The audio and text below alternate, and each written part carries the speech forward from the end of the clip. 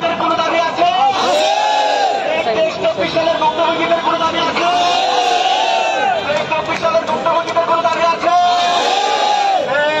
সেই দাবি, সেই দাবি, সেই দাবি, সেই দাবি,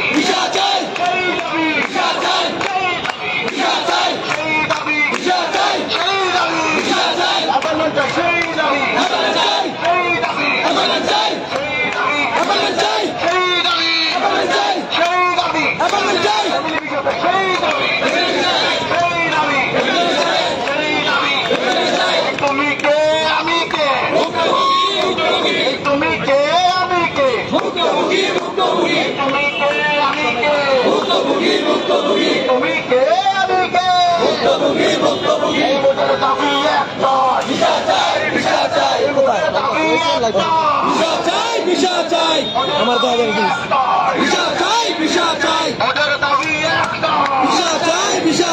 ভোটের দাবি একটাই, ভোটের দাবি একটাই, ভোটের দাবি একটাই, তুমি কে আমি কে, তুমি কে আমি কে,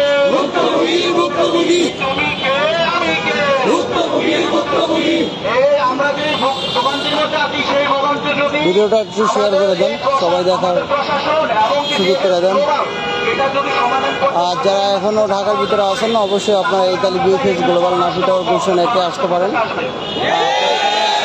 ইতালি বিষয় ভুক্তভোগীরা অবস্থান করতেছে, এখানে সাংবাদিক বিন্দু তারাও আছে এখানে।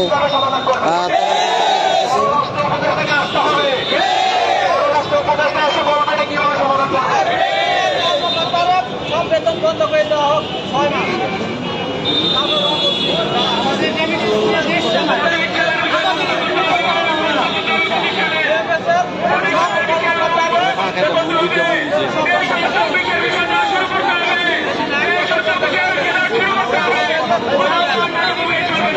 আমরা যখন পররাষ্ট্র সাথে দেখা করি, উনি আমাদেরকে আশ্বাস দিয়েছিল খুব দ্রুত সমাধান করবে।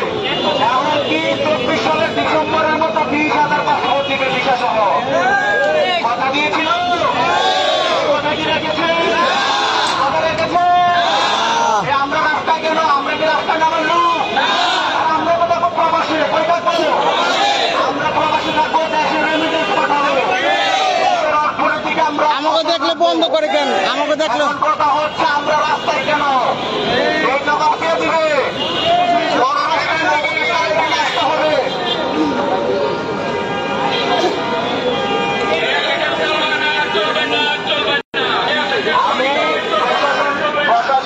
বন্ধুদেরকে বলবো আমাদেরকে অন্তত হয়রানি করেন না। এখানে আমরা শান্তিপূর্ণভাবে অবস্থান করতেছি, দেখছেন আমাদেরকে শান্তিপূর্ণভাবে অবস্থান করতে দেন। আমরা এখানে কোনো রাজনৈতিক কোনো ফায়দা হাসিল করার জন্য আসি নাই। আমরা 2 বছর যাওয়ার ভোগান্তির শিকার হচ্ছি।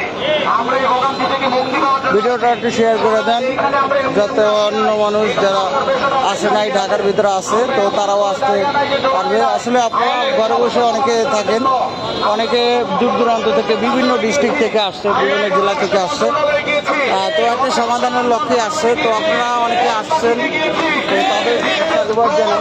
তো যারা আসেন নাই অন্তত পক্ষে ভিডিওটা শেয়ার করে তাদেরকে দেখার সুযোগ করে দেন। সমাধান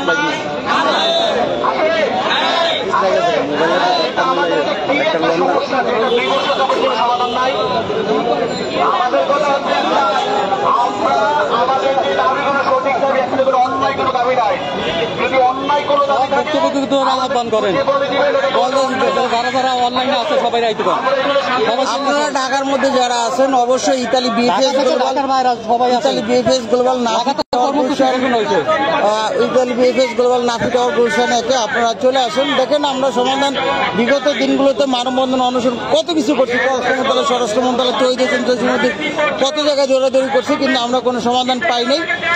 তো আজকে সারাদিন হয়ে যেতেছে, সন্ধ্যা হইতেছে, তো এখন অবধি বিএফএস গ্লোবাল বা ইতালি এম্বাসি থেকে কোনো সমাধান আমরা পাইনি এই পর্যন্ত। তো যেহেতু আমরা সমাধান পাইনি, আমরা তো কোনো চোর বাটপার না, আমরা রেমিটেন্স যোদ্ধা। আমাদের এই ভুক্তভোগীরা ইতালিরা কোনো রাষ্ট্রে যাবে, ইতালি গিয়ে রেমিটেন্স পাঠাবে এবং এই রেমিটেন্সের মাধ্যমে তারা চলে, কিন্তু আমরা কোনো সমাধান পাই না। তো এই জন্যে আমরা স্থায়ীভাবে অনশন কর্মসূচি চালাই যাবো আগামীকাল পর্যন্ত। এখানে যারা আছে এখানে অবস্থান করতেছে, আপনারা যারা এখনো ঘরে বসে আছেন অবশ্যই আপনারা Italy BFS global Nafi tower Gulshan 1-এ আপনারা অবস্থান করেন।